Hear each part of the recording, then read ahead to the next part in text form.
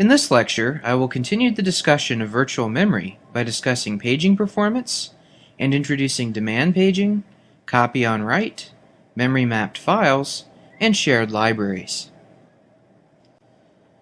Swapping pages to and from a backing store is a relatively slow operation compared to a direct access to RAM, due to the fact that most backing store hardware is several orders of magnitude slower than RAM. Whenever a page fault occurs, the memory access that triggers the page fault will require more time than a non-faulting memory access. As long as the number of pages swapped out to the backing store is relatively small compared to the total number of pages of memory in the system, the performance cost of page swaps is amortized over all memory accesses. As a result, the average memory access time is increased by only a small amount relative to a system that does not swap out pages. However, if the fraction of memory accesses resulting in page faults becomes too high, the system begins swapping, or thrashing, its memory on most or all memory accesses. This situation typically occurs when memory becomes oversubscribed due to a program bug, and the result is a system that is painfully slow to respond to user input. In some cases, on some systems, the OS may need to be rebooted to recover from a swapping situation. With any paging system, it is necessary to decide on a virtual memory fetch policy, which determines how data are loaded into memory pages for the first time, typically when a program is started. A lazy implementation of page fetching is to use demand paging, which loads a page from the backing store into RAM only when it is actually required.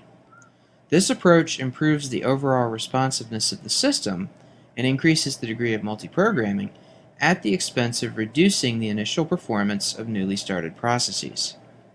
The main alternative to demand paging is prefetching, which loads some pages into memory before they are actually needed. Prefetching may waste some memory by loading data that will not be used. However, it does improve the startup performance of many software applications. For this reason, prefetching is a fairly common feature of desktop operating systems. When memory is limited, or electrical power is severely limited, a pure demand paging approach to fetching may be appropriate.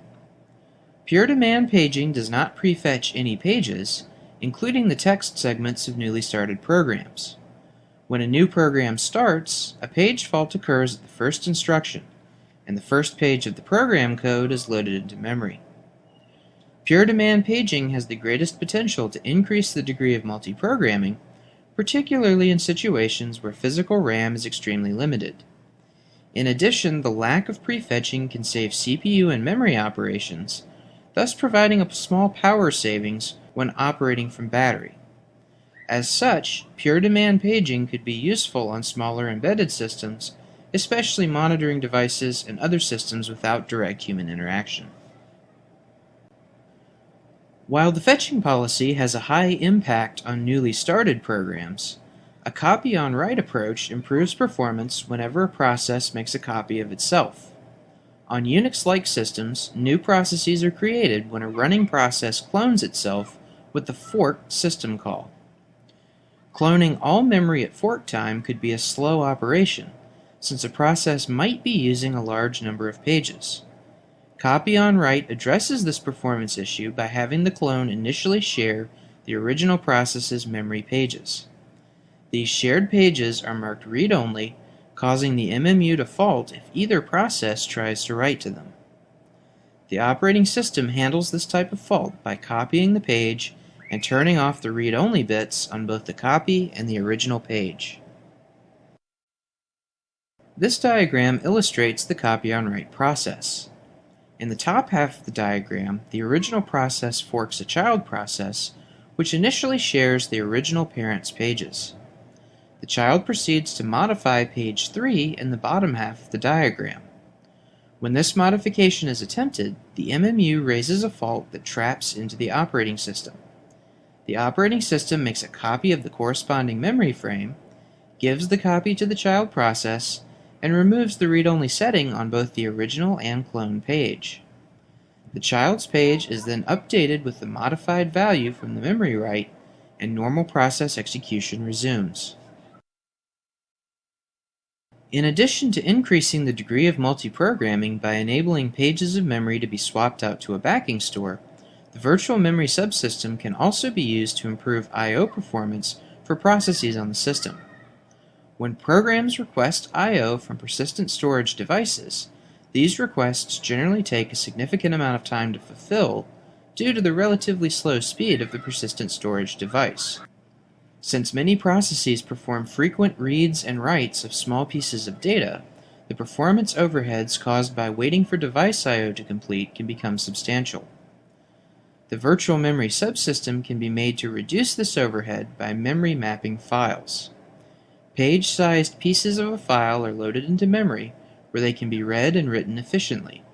These pages are periodically written back to the persistent storage device. As is the case with paging in general, there is no requirement that memory-mapped files be mapped into contiguous regions of physical memory. Logical addressing is used to present an ordered, contiguous, logical view of the file to the process. However, the file may be mapped out of order in non-contiguous memory frames.